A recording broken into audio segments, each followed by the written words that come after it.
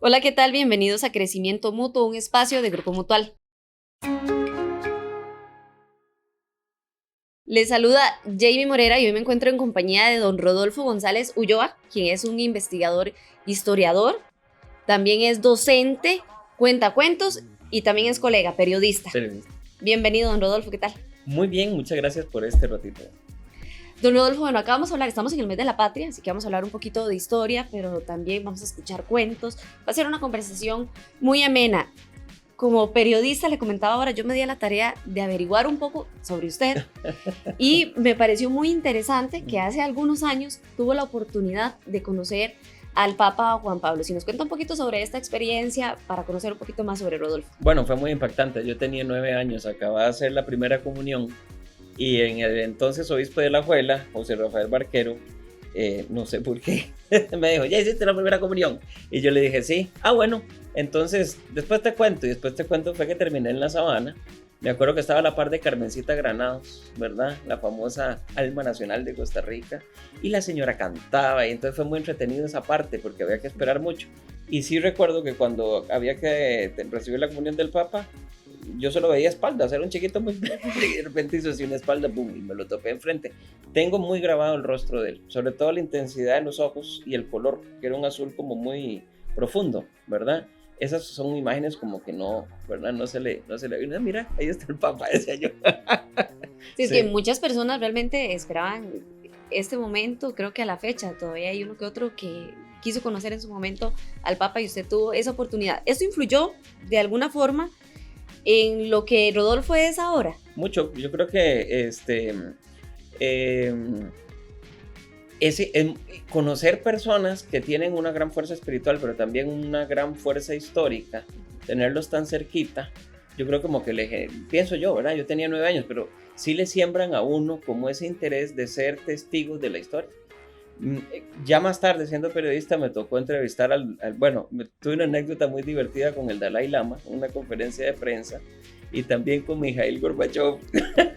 Entonces son esas cosas como que uno dice, qué bonito, ¿verdad? No ver la historia, porque imagínense, son personajes históricos de una gran cantidad de décadas, y bueno, que uno por un instante haya tenido una anécdota, sembrar una pregunta por aquí o por allá, sí creo que están unidos, no es casual, ¿verdad? Hay como un hilo ahí en la historia que creo que tendría, ahora que usted me lo dice, sentido con estas 3 cosas que yo hago: contar historias, investigar sobre el pasado e indagar sobre el presente, ¿verdad? Creo que sí debe haber alguna conexión. Sí, y de paso lo enseña. Sí, como docente también y con una gran pasión. Y ahí he de decir que tal vez una marca muy clara que yo sí tengo es con una profesora de colegio que se llamó Florencia Ramírez, ya murió. Florencia Ramírez dio clases en Alajuela, en el instituto, dio clases en el Marista y en otros lados más. Exigente la señora como ella sola, pero tenía una cosa, una pasión por la historia, que me acuerdo que la hacía narrativa. Claro, nos obligaba mucho a pensar causas, consecuencias, resumir en llaves y decir los acontecimientos tal y como los pensábamos y con nuestras propias palabras, pero cuando tenía una particularidad, contaba la historia. Y nos decía, no quiero que nadie tenga nada en los pupitres, me van a escuchar. Tenía una voz nasal. Y vea, lo que le voy a decir es un instante en el tiempo, 10 segundos de 1986, al mediodía, con aquel calor de Alajuela y con hambre nosotros. Y todavía me acuerdo, 1986. Dice doña Florencia Ramírez, hoy, porque tenía una voz nasal, hoy les voy a contar la batalla de Rivas. Es el 11 de abril de 1856. El sol pega en las paredes encaladas de Rivas y rebota el calor en las piedras de la calle. Han empezado los disparos. Huele a pólvora, huele a sangre. No hay tiempo de comer. Con las bayonetas los costarricenses hacen huecos en los sacos y agarran el arroz crudo y se lo meten en puño en la boca, mastican y siguen disparando. Eso lo dijo Florencia desde entonces. Yo quedé babeando y dije, yo quiero saber más de la guerra del 56. Y vea que esa señora, ¿verdad? Como a veces un minuto de la vida puede marcar o motivar a alguien. Sí. Yo sí siento que Florencia me marcó para seguir investigando la historia y tratar de contarla de una manera tan amena como esa señora nos la vendió. Y es que precisamente eso le iba a consultar, Rodolfo, porque estamos en el mes de la patria. ¿Considera usted que nos hace falta esa pasión, ese amor por conocer las nuevas generaciones? Yo creo que sí. Y además, ¿por qué? Porque cuando uno estudia la historia de Costa Rica se encuentra temas, actitudes y particularidades dignas de conocer. Yo me resisto a creer que la historia nuestra sea vista como aburrida, como se ha visto y uno lo ve. ¿Para qué se da historia? ¿Qué cosa más aburrida? Materia, examen, fechas. Sí. Uy, es que si uno trasciende la fecha y entra a esto, se encuentra unas historias, unos momentos que incluso son muy curiosos porque tienen drama, pero tienen humor, como en la vida, ¿verdad? Yo me acuerdo una vez esa gran actriz costarricense y alajuelense, ¿cómo se me va el nombre? Esta flaca maravillosa que salía en varias obras y hasta en una serie de televisión, La Pensión, y era maestra también. Ahorita me acuerdo el nombre. Ella decía, las penas y las alegrías siempre vienen juntas. Y en la historia de Costa Rica es así. O sea, en momentos dramáticos uno encuentra humor. Y uno dice, así somos los ticos. Verlo en la historia, en el pasado, yo estoy seguro que a muchas generaciones nuevas y chiquillos les puede interesar. Rodolfo, pero ¿cómo hacer o cómo lograr que esas nuevas generaciones quieran aprender? Porque, por ejemplo, yo recuerdo mi clase de estudios sociales, pero lo que recuerdo es precisamente mi profesora, que era un poco odiosa, pero nada más. En cambio, se tuvo una docente apasionada que lo marcó. Sí. ¿Cómo logro yo eso con las nuevas generaciones, con todo lo que ha pasado, el tema de pandemia, programas que están un poco escasos en el MEP? Sí, hay una cosa que he aprendido y antes de eso ya me acordé, se llamaba Lilian Blandino, esta actriz, ya me acordé, y gran docente, la flaca está maravillosa. Yo creo que eso tiene que ver con todo, hay una cosa que yo he aprendido como cuentacuentos y como docente, y me parece que es la clave de la vida de cualquier profesional. Lo que más motiva, o sea, un docente más que un transmisor de información, que en este momento todo está en internet, es un gran animador del aprendizaje. Pero para que uno anime el aprendizaje, uno tiene que ser auténtico y apasionado. Uno no puede enamorar de aquello que uno no ama, ¿verdad? Yo creo que uno tiene que recordar quién lo ha inspirado en la vida para ser lo que uno es, y generalmente hay gente con una gran pasión por lo que nos comunica o nos enseña. Entonces, lo primero que yo creo es que todo docente tiene que, o sea, no se puede enseñar la historia si usted no ama la historia. Y si usted no quiere hacer que o si más bien, que uno querer hacer que ese ratito con el que uno va a compartir con los estudiantes sea realmente un viaje en el tiempo. Y sobre todo que no solo enamore la historia, sino que genere preguntas. Porque no es las clases verdaderas, pienso yo, ¿verdad? Yo los maestros creo que más me marcaron no fueron los que me dieron respuestas, sino los que me sembraron preguntas. Pasión, narrativa, contar el cuento, ¿verdad? Y generación de preguntas que tengan que ver con la existencia, con la vida, con el aquí y ahora, aunque hablemos del ayer. Como docente, ¿considera que hace falta tal vez modificar un poco esos programas del MEP, que realmente se aplique este examen de idoneidad que tanto se habla, precisamente para eso, para darnos cuenta que son docentes capacitados que tienen esa pasión por esa materia que vayan a enseñar?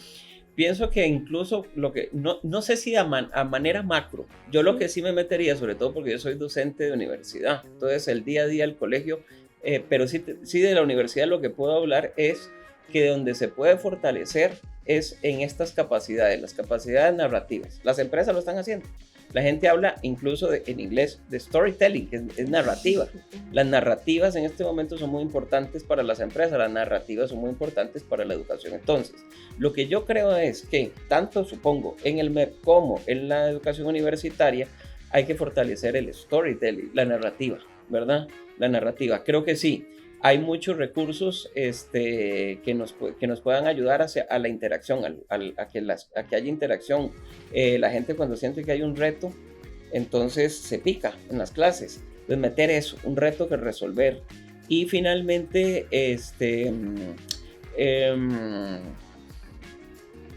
sí, pienso que capacitación, pero sobre todo es que hay cosas como la pasión. Es que difícil es evaluar la pasión de la gente. Yo puedo evaluar los conocimientos.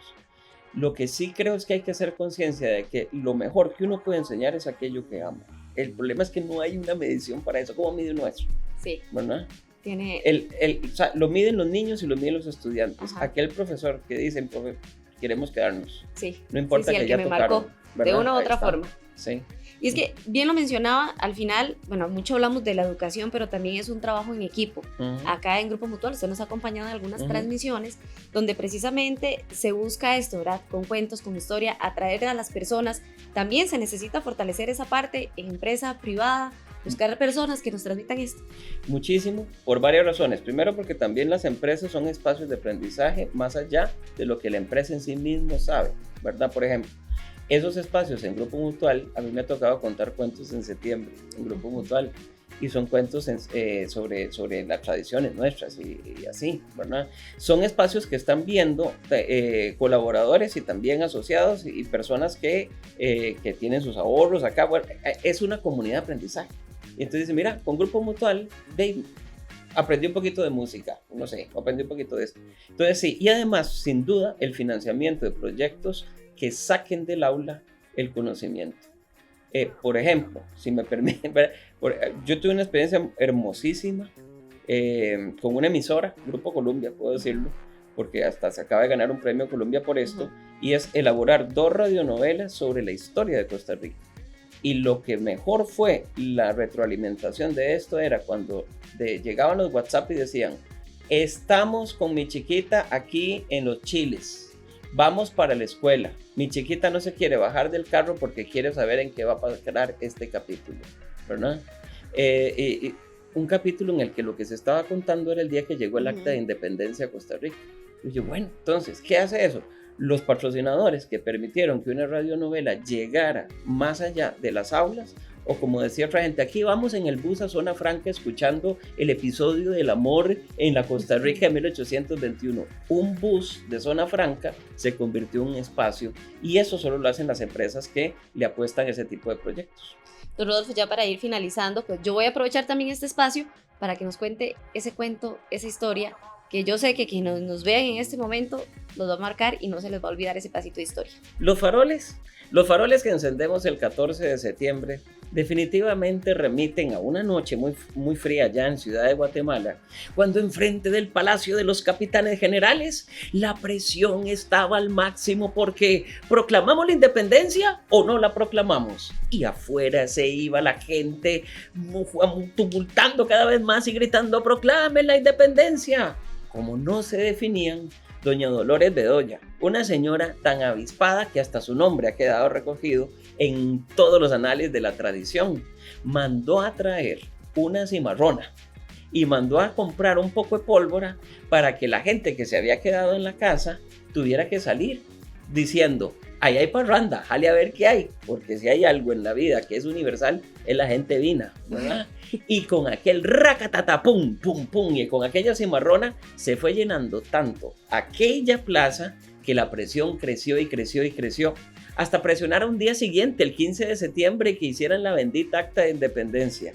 Hicieron esa noche vigilia, y por eso es que hoy, un 14 de septiembre cada año, encendemos faroles, que además eso es un símbolo muy bonito, porque donde hay una luz que se levanta, uno siente que hay esperanza. Don Rodolfo, pues muy interesante, de verdad que hasta nombres que uno no se le olvida porque uno realmente le presta atención. Y yo digo, ahora voy a recordar a doña Dolores. La noche de Dolores. Y no se me va a olvidar, pero bueno, muchísimas gracias por estar con nosotros acá, por compartir este ratito y este espacio de crecimiento mutuo, porque Rodolfo, recuerde que si es crecimiento mutuo, es mejor.